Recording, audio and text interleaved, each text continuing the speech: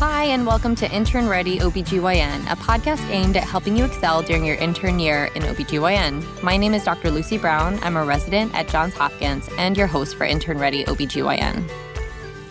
Welcome back to Intern Ready. I'm your host, Dr. Lucy Brown. Today, we are going to cover your first clinic visit for infertility. Our guest host today is Dr. Valdez-Sinon, one of our chief residents, who is actually going to be a fellow in reproductive endocrinology and infertility at Johns Hopkins. Hi, Lucy. Thank you so much for having me today. I love teaching others about the workup for infertility. It's a topic that can be really overwhelming, but I find that breaking it down into clear steps makes it approachable. My goal for this episode is that by the end, listeners will feel comfortable doing an initial infertility evaluation and starting to think through the different possible causes in a clear and practical way. Let's start with the basics. What is infertility exactly? So clinically, infertility is failure to achieve pregnancy after 12 months of regular, unprotected intercourse for patients who are under 35. For patients who are 35 and older, we actually shorten the interval to 6 months, and anyone who's 40 or older should be seen as soon as they start trying. We do not wait for those patients. Ovarian reserve and egg quality change with age, so we want to act sooner.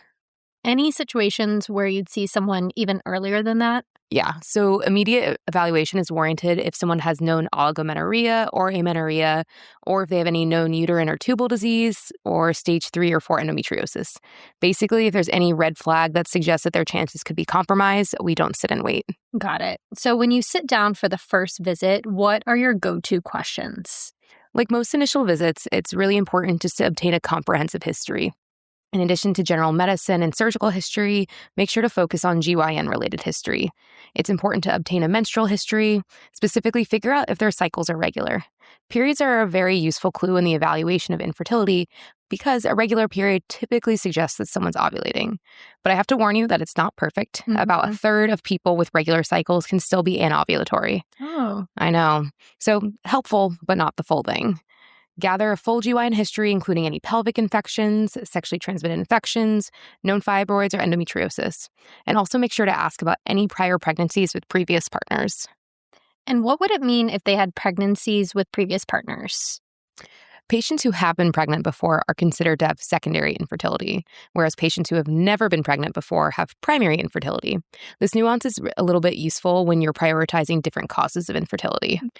I also gather a social history for tobacco, alcohol, and recreational drug use because the use of any of these things can be associated with infertility. Yeah, I know that tobacco use can be associated with like tubal scarring as well. Is there any information on the partner that you need to know? That's a great question. So pregnancy requires two to tango, if you will. So you need to obtain a medical and reproductive history on the partner, and that's equally as important. Anything else to think about when considering the couple together? Yes. Make sure to ask about intercourse frequency. You would be surprised that people forget to ask that question when talking about fertility. So ideally, patients should be having unprotected intercourse about twice a week. Sometimes people overcomplicate the timing around ovulation, or they're not having sex enough due to stress or just logistics. Got it.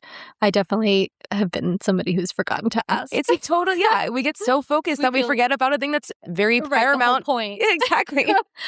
So moving on to physical exam, anything special that we need to focus on? So, of course, standard vitals, weight, and BMI are important because extremes in these can affect fertility. Also, considering checking the thyroid and doing a breast exam to look for any galactorrhea if that's indicated. Look for signs of androgen excess. So this can show up as acne, hirsutism. And during the pelvic exam, make sure to take note of the uterine size, shape, mobility, and if you sense any adnexal masses or tenderness. Got it. So now we've gotten our history and performed a physical exam. And where do we go from here? So at this point, it's necessary to start thinking about your differential for possible causes of infertility, and that will guide you for your next steps of what is in the evaluation. Got it. Thinking through all the possible causes of infertility sounds quite intimidating, especially for an intern clinic. Oh, 100%. And as an intern, it's honestly just most important to think through the possibilities and generally how you'll evaluate for them. I'll talk to you through the framework I use when thinking about infertility. I often group things into 3 practical buckets. I think of female factor, male factor, and unexplained. I'm using those terms for simplicity during workups, but I also want to acknowledge that there's a wide spectrum of gender identities and reproductive anatomy. For example, a patient identifying as a male may have a uterus and need to undergo uterine evaluation. Mm-hmm. Every patient and partnership is unique, and so we want to tailor our approach accordingly. Understood. Do all cases of infertility fall neatly into one of those buckets? So in reality, most cases are mixed, but generally male factor contributes to infertility in about 40 to 50% of couples, and about 30% of couples with infertility are diagnosed with unexplained infertility. Can you walk me through what you mean by female factor infertility? Again, acknowledging that the term is a simplification and does not encompass the complexities of gender identity. So this can be broken down into 3 further categories: ovarian, tubal, or uterine. A way that I remember each of these is literally thinking about the journey of a little egg. It starts in the ovaries, it meets the sperm in the fallopian tube, and then the fertilized egg ultimately implants in the uterus. So there can be issues with that egg along that whole journey that can cause infertility issues. I like this thought of tracking the egg on its way from the ovary to the uterus. How can you evaluate issues with ovulation? So as I mentioned earlier, regular periods can be indicative of ovulation, but are not 100% reliable. So what you can do to confirm ovulation is you can collect a mid-luteal phase progesterone. So this would be about 7 days after ovulation. So if you think about someone who's having a 28-day cycle, you would obtain labs on day 21. A value of greater than 3 typically suggests ovulation. Other than lab work to see if someone's ovulating, what other evaluation is recommended for ovulatory dysfunction? Yeah, so one thing to consider is if they are having ovulatory dysfunction from an underlying disorder. For example, polycystic ovarian syndrome, which many of you know as PCOS, is the most common form of ovulatory-related infertility. PCOS in itself is a complex disorder way beyond the scope of today's podcast. But briefly, if you want to think about that evaluation, that involves obtaining an LH, FSH, and testosterone. Ovulatory dysfunction can also be caused by thyroid disease and hyperprolactinemia, so consider ordering thyroid function studies and a prolactin only as indicated. It sounds like these all involve the ability of the ovaries to release the egg. Can there be issues with there even being eggs to release? Yeah, so we refer to the total supply of healthy, immature eggs in a patient's ovaries as ovarian reserve. And so in cases of primary ovarian insufficiency, that ovarian reserve is really diminished. And how can you get a sense of someone's ovarian reserve? So early in a patient's cycle, you can perform an ultrasound and obtain an antral follicle count. You can also obtain an anti-Müllerian hormone, which is also known as AMH. A value of less than 1 suggests a decreased ovarian reserve. So if someone has an AMH of less than 1, does that mean they have that diagnosis of infertility? So not necessarily. There is some nuance in the interpretation of AMH values. To become pregnant, all someone needs is just 1 single egg to become fertilized, so low AMH doesn't mean that can't happen. So just keep in mind that AMH estimates ovarian reserve and responsiveness to the gonadotropins that are used in oocyte cryopreservation and in vitro fertilization. So AMH is helpful, but it's not like the last word. Thinking back to the journey of the egg, what is the next step for evaluating the fallopian tubes? Yeah, so for tubal patency, we do an HSG, also known as a hysterosalpingogram. It's the classic first test. It's the gold standard for assessing tubes. And for that, a radio-opaque dye is injected into the uterus through a catheter in the cervix. An X-ray is taken to visualize the dye filling and then spilling out of the fallopian tubes. If there's a blockage or a hydrosalpinx, we often recommend salpingectomy before undergoing IVF because hydrosalpinges can impair implantation and IVF success. And on journey of the fertilized egg, we have now reached the uterus. Do you start with a standard transvaginal ultrasound? So while that is the imaging modality of choice for other GYN workups, we actually typically recommend a saline infusion sonogram, which you may have heard of referred to as an SIS. And as that name suggests, the uterus is distended with saline at the time of the ultrasound. Since the uterine cavity is a potential space, that distension allows for visualization of lesions that may be obscured when those uterine walls are collapsed. And so during that uterine evaluation, we're looking to see if we see anything as like polyps, fibroids, a septum, or adhesions. Follow-up hysteroscopy is both diagnostic and therapeutic when needed. Now that we have thought through the journey of the egg, let's talk about the other half of the equation. What do we do for sperm evaluation? So semen analysis is a must early on in the evaluation. It's straightforward and it can guide next steps. If access or insurance is a problem, there are actually some good at-home tests that you can buy on the internet that are helpful as a screening step, but ultimately a lab-based semen analysis is the gold standard. And if there are no abnormalities detected in such like a thorough workup, is the couple then diagnosed with unexplained infertility?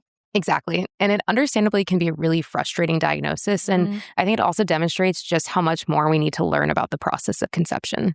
That's a super helpful overview of the workup of infertility. Would you be able to give us a quick recap? Of course. So first to know is what the definition of infertility is, and it's a couple that's been trying to conceive for at least 12 months if under 35, or for at least 6 months if they're over the age of 35. Take a really thorough history of both the patient and their partner, and pay close attention to their menstrual history. And also ask the patient and their partner if they've had any other pregnancies from previous relationships. And of course, perform a physical exam. And aside from looking at vitals and BMI, look for any signs of androgen excess and thyroid dysfunction. And make sure they're actually having intercourse. Yes, unprotected intercourse is a must. And with many possible causes of infertility, you think about them in broad categories to help organize your thought process for workup, right? Exactly. I think of my little buckets. So I think of my buckets of female factor, male factor, and unknown infertility. And then female factor infertility can then be further separated into ovulatory, tubal, and uterine etiologies of infertility. So for workup of ovulatory factors, you'd begin to think about getting labs to look into like PCOS and thyroid dysfunction, right? Exactly. And you should also get a sense of the patient's ovarian reserve with an antral follicle count and an AMH. For the purpose of an intern clinic, that is definitely a reasonable point where you can refer your patient out to REI. And the next step in our journey of the egg, we have the fallopian tubes and the uterus. And to evaluate the tubes, you get an HSG to look at patency. And then you would also consider getting an SIS for a better evaluation of the uterine cavity, which may or may not require a follow-up hysteroscopy. And of course, don't forget to evaluate the sperm with a semen analysis. This was a super helpful run through. Any other pearls for our listeners before their first infertility clinic visit? So in the setting of an intern clinic, it is most important to get a good history and physical and just start thinking through the differential. Review with your patient that there are many causes of infertility. The process of workup requires elimination of these possibilities. And so use diagrams and pictures to physically walk them through that ovulatory, tubal, and uterine factor infertilities just as concepts. And if the patient has met criteria for infertility based on the length of time that they've been attempting pregnancy, it is appropriate to refer them to REI at that point. And then any last-minute resources you would recommend if listeners want to review this material again, and we will also be including the show notes as well. Yeah, so the ACOG Committee Opinion number 781 is a really good starting point, and then ASRM publishes guidelines that are also really helpful resources. Awesome. Thank you so much for joining us today, Dr. Valdez-Sinon. That's it for this episode.